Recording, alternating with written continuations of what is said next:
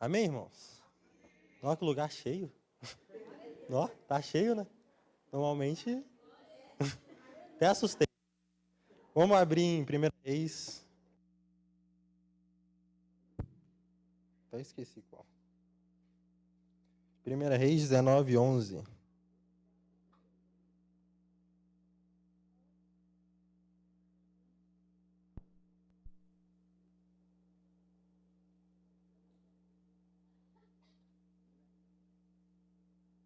Amém? O Senhor lhe disse: saia e fique no monte, na presença do Senhor, pois o Senhor vai passar. Então veio um vento fortíssimo que separou os montes e esmigalhou as rochas diante do Senhor. Mas o Senhor não estava naquele vento. Depois do vento houve um terremoto, mas o Senhor não estava no terremoto.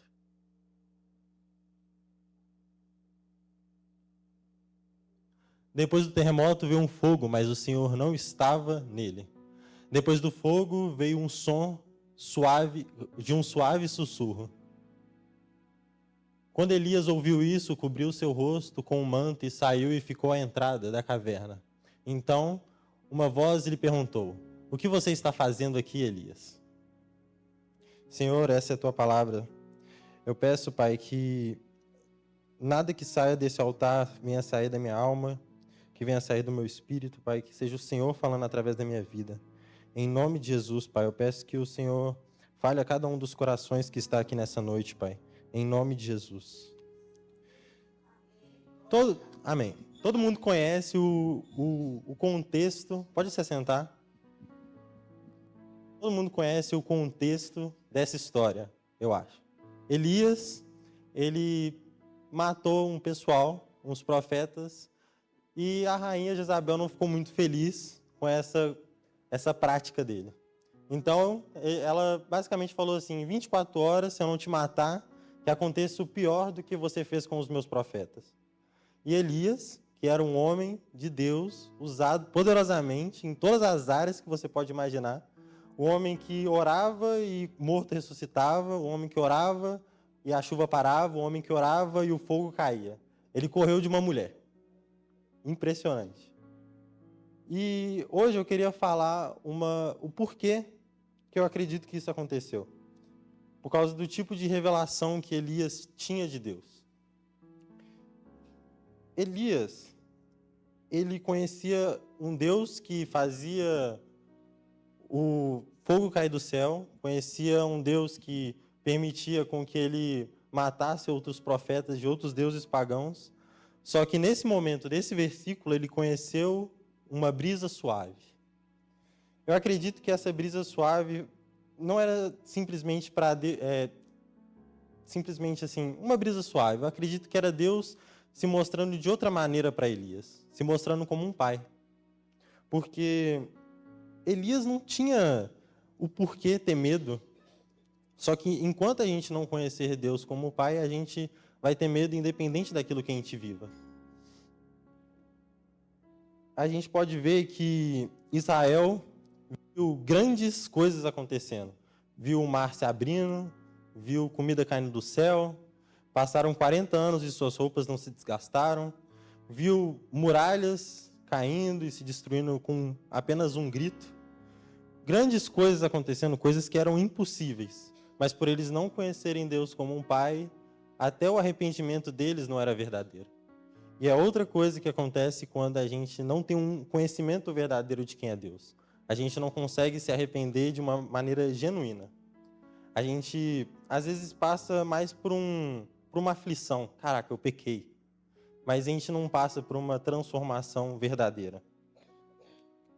A gente não consegue se doar, a gente não consegue avançar em muitos caminhos, a gente não consegue, muito menos, fazer sacrifícios para Deus, como um jejum, uma oferta, um dízimo. E tudo isso fica travando a nossa vida. E enquanto você não conhecer Deus como Pai, você vai querer ter o controle da sua vida e o controle das coisas ao seu redor. Porque você não vai confiar que Deus vai te proteger de todas as coisas.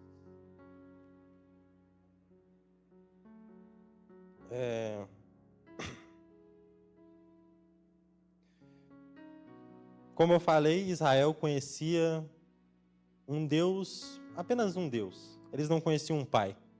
E quem melhor para apresentar um pai do que o seu filho? Se hoje a gente quiser saber alguma coisa do nosso bispo, talvez a gente nem precise perguntar para ele. A gente pode perguntar para a pastora Jennifer, para a pastora Stephanie, ou para qualquer um dos outros filhos dele. Eles vão saber falar muito bem do seu pai, apresentar quem ele é. E eu acredito que talvez fosse isso que mais perturbava os mestres da lei. Porque eles conheciam Deus, mas eles não conheciam um pai. E Jesus chamar Deus de pai, eles ficavam irados.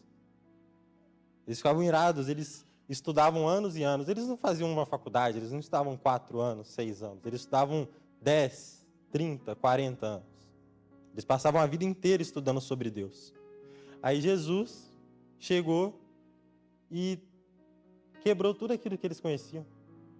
Todos aqueles protocolos, todas aquelas leis e regras. Tudo aquilo.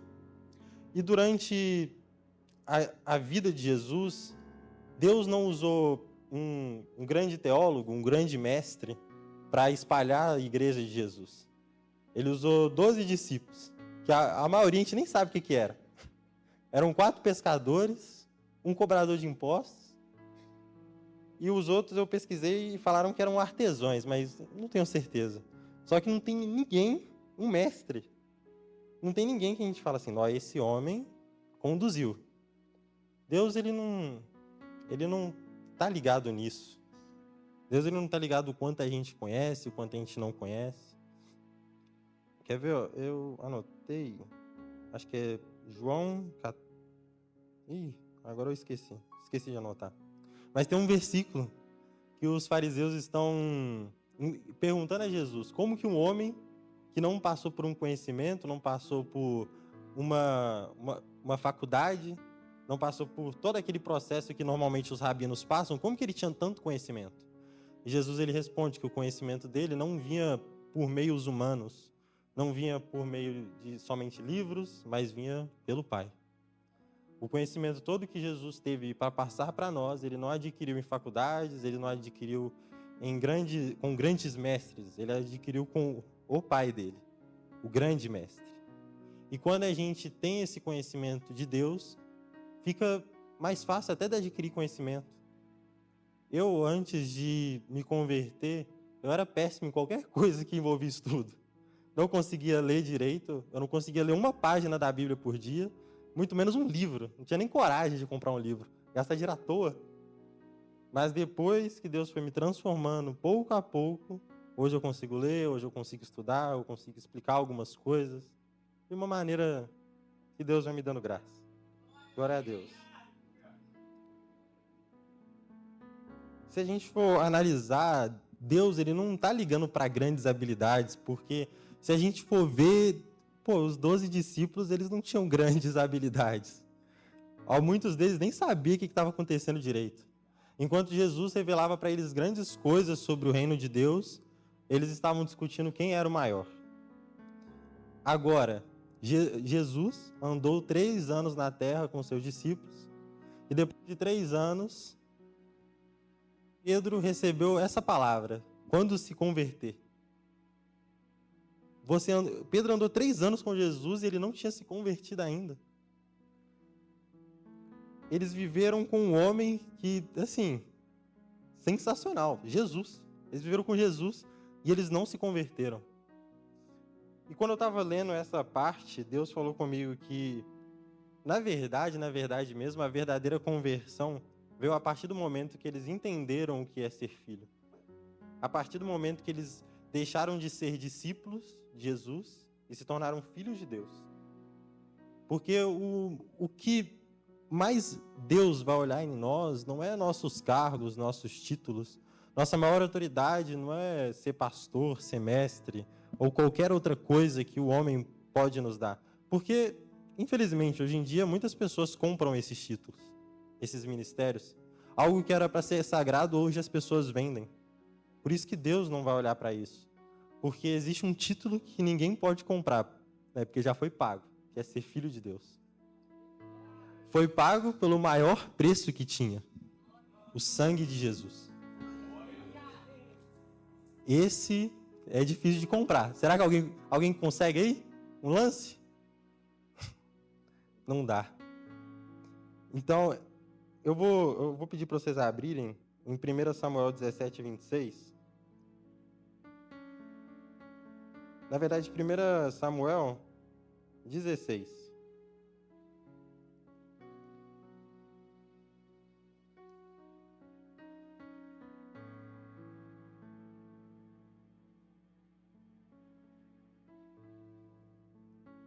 Dezesseis, 7.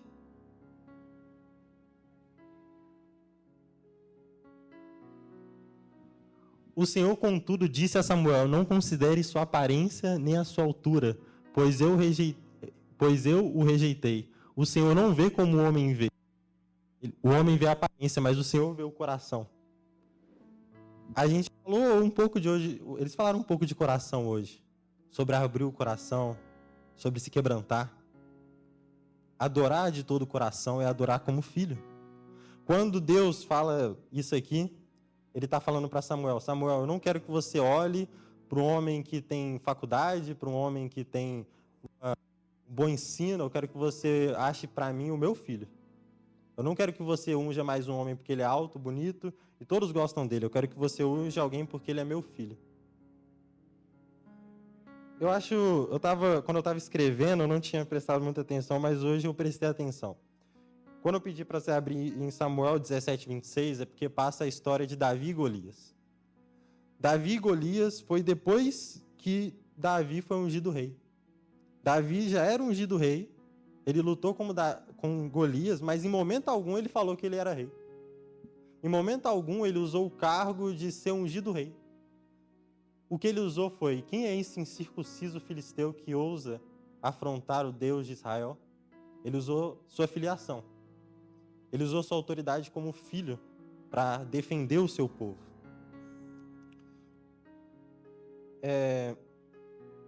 Não, eu tinha preparado tanta coisa que eu estou pulando. Acontece. Acontece, depois eu volto se der. Mas a gente pode ver que Davi sofreu muitas coisas durante a vida dele. Até porque eu sinto que ele era um pouco rejeitado pelo pai. Quando o profeta Samuel foi ungir um rei na casa dele, o pai dele nem chamou ele. O pai dele duvidava tanto da capacidade dele que nem falou: não vou chamar ele não. Mas Deus chamou. Existe isso. Quando Davi sabe de quem ele é filho, não importava o tanto que o pai dele possa ter rejeitado ele, não importava o quanto que os irmãos duvidavam dele, ele foi e fez. Ele continuou acreditando e tendo convicção de quem ele era filho. E eu imagino que naquela luta do Davi e Golias, o Davi estava igual um menino mimado. Golias estava zombando dele e estava falando assim: meu filho, você não sabe quem que é meu pai? Você não sabe de quem que eu sou filho? Por exemplo, se você hoje tentar vender um Tesla para o filho do Elon Musk, o que ele vai falar com você? Você está doido? Com certeza o Davi estava pensando a mesma coisa, não? Claro. Mas ele estava assim: cara, você não sabe de quem que eu sou filho. E eu acho mais impressionante ainda, na minha Bíblia tem uns 3 versículos, umas 10 linhas falando sobre a armadura de Golias. E tem uma linha só falando de como ele morreu. Não importa o quão poderoso seja seu inimigo, se você é filho, o Senhor vai te dar as vitórias. Glória a Deus. Eu tava lendo um livro esses dias que fala sobre a época da igreja perseguida, que eles mandavam os cristãos para o Coliseu. E ele conta a história, num momento, de um homem chamado Márcio, que ele era um gladiador. E esse homem, que era um gladiador, ele lutava somente contra feras, contra leão, tigre. E o que mais me impressionou é o que ele só matava com um ataque. Independente do tamanho do animal, ele matava com um golpe só.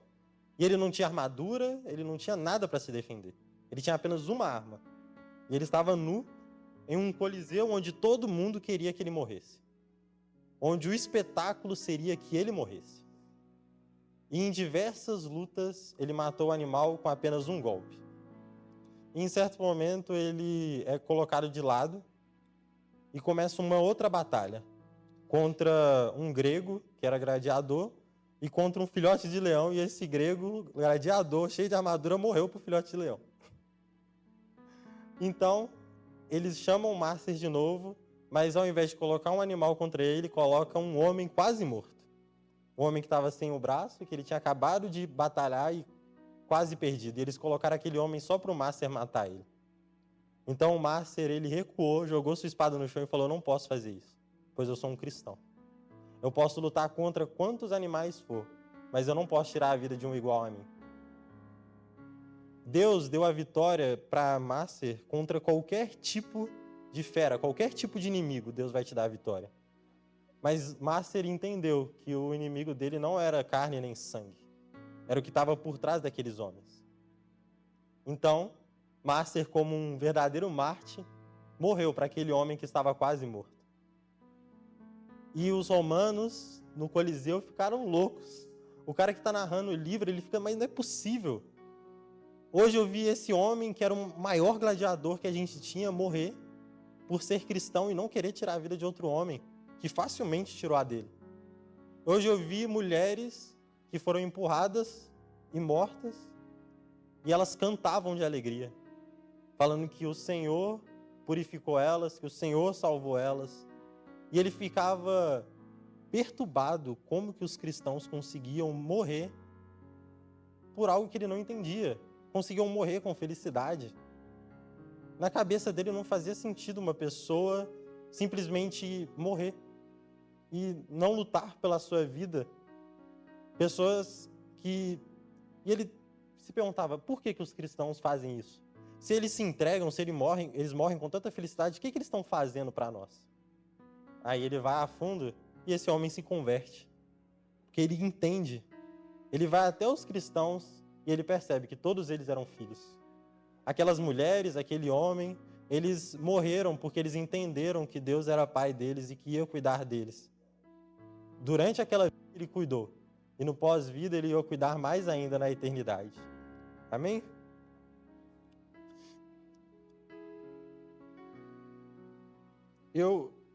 Voltando na história de Davi, né, porque tá uma loucura. Davi, no momento que ele chegou no campo de batalha, ele não chegou para lutar. Ele foi lá entregar comida para os seus irmãos. Ele acordou cedo e seguiu a ordem do seu pai. Ele foi lá para fazer uma coisa rápida, entregar e ir embora. Ele foi sem pretensão nenhuma de derrotar um gigante, de trazer vitória a Israel.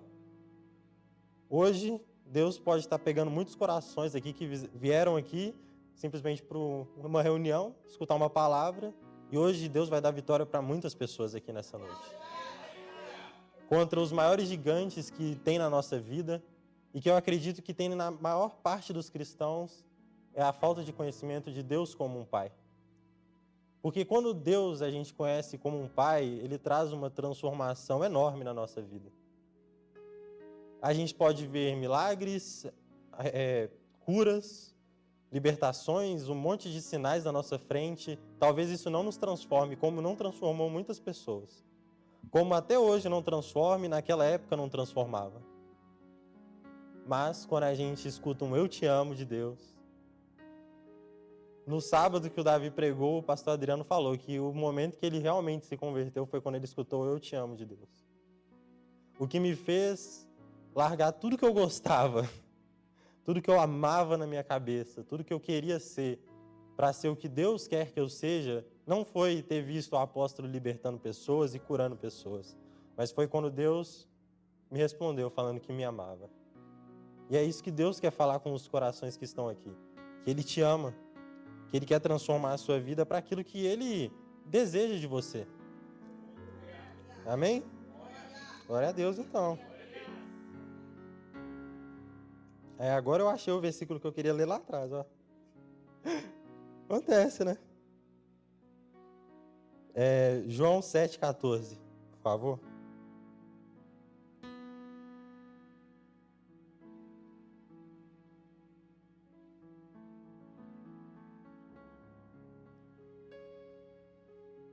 quando estava numa festa, estava na metade, quando a festa estava na metade, Jesus subiu ao templo e começou a ensinar.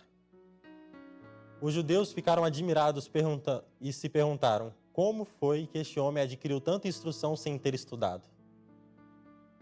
Tá bom. No rodapé da minha Bíblia estava escrito: Jesus não possuía treinamento rabínico formal. No entanto, seu ensino era de autoridade e autoridade vinham do Senhor. Quando conhecemos o nosso Pai, não ficamos presos à formalidades desse mundo. Um exemplo é Davi. Ele não tinha os requisitos mínimos, né, para ser um rei, para ser um gladiador, um lutador, um soldado.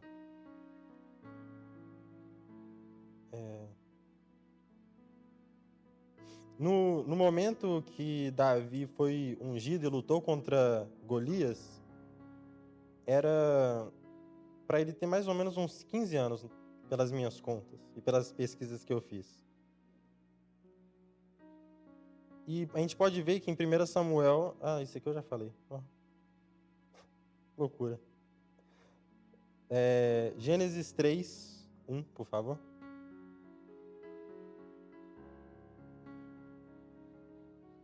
Não, esse aqui eu não vou dar, não. Em Gênesis 3, 1 ao 20, a gente vê que o homem não ter consciência daquilo que ele já é, faz com que ele se afaste de Deus, buscando aquilo que ele já é. A serpente fez o homem e a mulher pecar, falando que eles se tornariam como Deus, sendo que em Gênesis 2 vira e fala que nós, o homem e a mulher, imagem e semelhança de nós. Eles já eram como Deus. Se você não entender que você é filho, se você não buscar que você é filho, talvez o diabo use isso para te fazer pecar contra Deus, fazendo com que você queira ser esse filho de outra maneira a qual não é certa, como, por exemplo, comer esse fruto proibido. Mas, para frente, né, no Novo Testamento, a gente conhece o verdadeiro Adão, o segundo Adão, o Adão que não pecou. Em Lucas 4, 1 ao 19, fala: Jesus está sendo tentado pelo diabo, e todas as vezes que o diabo vem com uma proposta para ele, ele usa uma palavra do pai dele contra o diabo. Ele usa uma coisa que Deus ensinou para ele, e não que uma faculdade ensinou.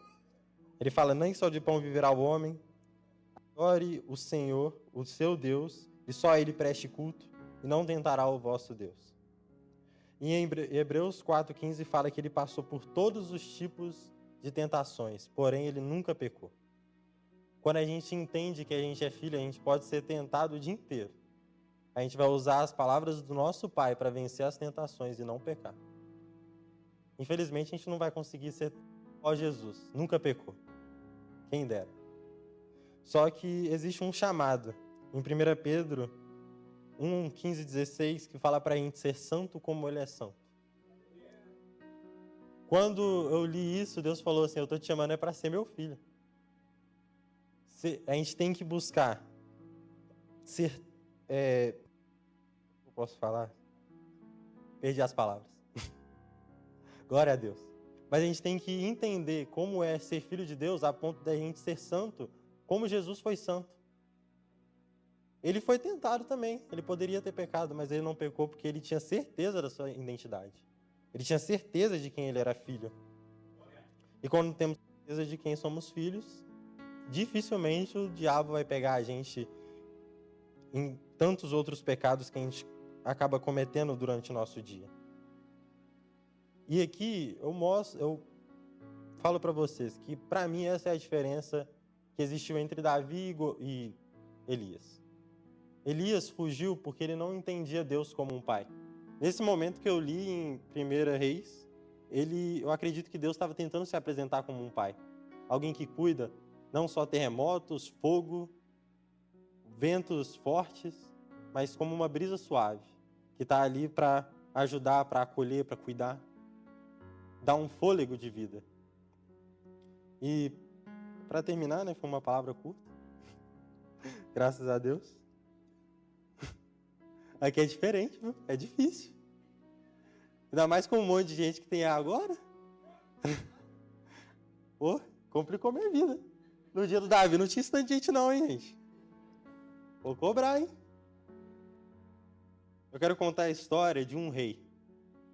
Esse rei, ele queria muito que sua cidade fosse segura, a ponto de qualquer pessoa poder entrar nela tranquilamente. Então ele fez uma lei, o seguinte: qualquer crime vai ser punido arrancando os olhos do criminoso. Qualquer coisa, se eu roubar, que a pessoa fizer de errado, que seja um crime, a pessoa vai ter que perder os 2 olhos. Então o pessoal fica assustado, né? Quem roubaria, né? Ninguém roubou. As pessoas ficaram cada um trabalhava e fazia o seu. Ninguém queria mais roubar, graças a Deus. Mas um dia, tocou na porta do rei um soldado falando assim: uma pessoa roubou a gente. Uma pessoa foi pega roubando. Aí o rei falou: então traz aí que a gente vai arrancar o ouro desse cara. Aí quando chegou na frente do rei, era o filho do rei. O filho do rei tinha acabado de roubar. E quando eu escutei essa história a primeira vez, eu não entendi muito bem, mas agora eu acho que eu entendi. O príncipe somos nós.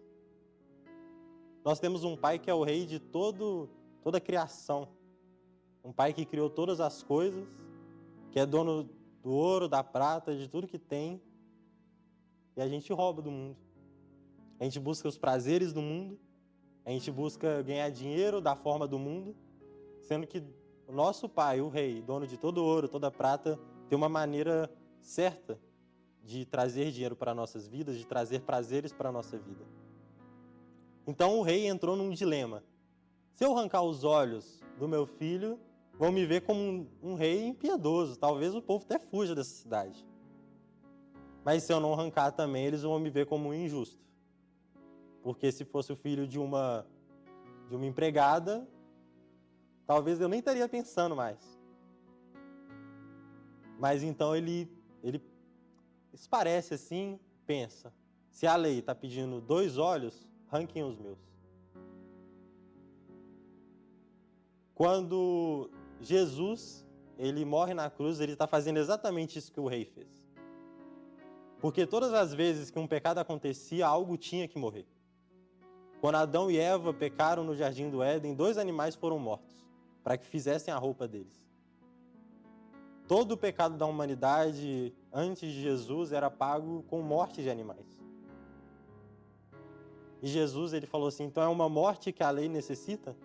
Mate a mim. Jesus estava fazendo isso que esse rei fez. Morrendo para que seu filho não morresse. Deixando de ver para que os seus filhos não deixassem de ver. Desfazendo de toda a sua divindade, sua eternidade, de todo o seu poder e glória, para que a gente não perdesse a chance de viver uma eternidade com Ele.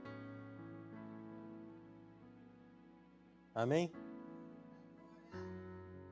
Existem pessoas aqui que talvez não conheceram ainda Deus como um pai. Existem pessoas que conheceram, talvez agora não esteja vendo Deus como um pai ou se afastou um pouquinho do pai. E Deus te convida essa noite para você novamente ser filho dele. Eu te convido a vir à frente se você quer novamente que Deus seja seu pai. Ter um encontro com o seu pai. Eu não estou falando só de aceitar Jesus, eu estou falando de ter um pai. De naqueles momentos de tristeza, a gente não mandar mensagem para um amigo, a gente orar. A gente ajoelhar e falar: pai, tá tenso. O negócio não tá fácil não. O Senhor falou que ia ter aflições, mas misericórdia. Então, irmãos, venham à frente, por favor. Essa é a palavra que Deus colocou no meu coração. Amém? Glória a Deus. Fica à vontade. A casa do Pai, se é filho, a casa é sua. Amém? Não precisa ter vergonha. Pode ajoelhar se quiser. Chorar. Vocês já viram como que é já viram algum vídeo sobre uma criança sendo adotada? Você já viu como que a criança chora? Como que os pais choram? Hoje é essa noite de você ser adotado de novo. Amém? Eu vou pedir para que os pastores orem pelas pessoas e vierem à frente. Amém? Não precisa ficar tímido. Hoje é o dia de você encontrar o seu pai. Amém? Senhor Deus e Pai, eu quero agradecer pelo coração dessas pessoas que se deram o trabalho, muitas vezes estão cansados, estão precisando de um conforto. E o Senhor disse que enviaria o Consolador. O Senhor também disse que você trocaria de jugo conosco quando estivesse pesado. Eu acho que hoje é a noite de muitos jugos serem trocados aqui. Amém? Senhor, eu peço perdão pelo pecado de cada um de nós, Pai. Por qualquer ofensa que a gente tenha feito contra o Senhor. Qualquer coisa que tenha desagradado o Teu Espírito, Pai. Eu peço nessa noite, Pai, que venha estar falando um eu te amo novamente com cada um aqui. Eu peço, Pai, que o Senhor venha estar curando corações, curando almas, curando pessoas que muitas vezes tiveram um ferimento na família que impediu de ver que o Senhor é o Pai delas. Eu peço, Pai, que o Senhor abençoe cada um nessa noite, traga novamente a revelação do que é ser pai para essas pessoas, do que é ser um filho amado. Em nome de Jesus, Pai, eu agradeço pela oportunidade de estar transmitindo Sua palavra a essas pessoas. E amém, Pai. Muito obrigado.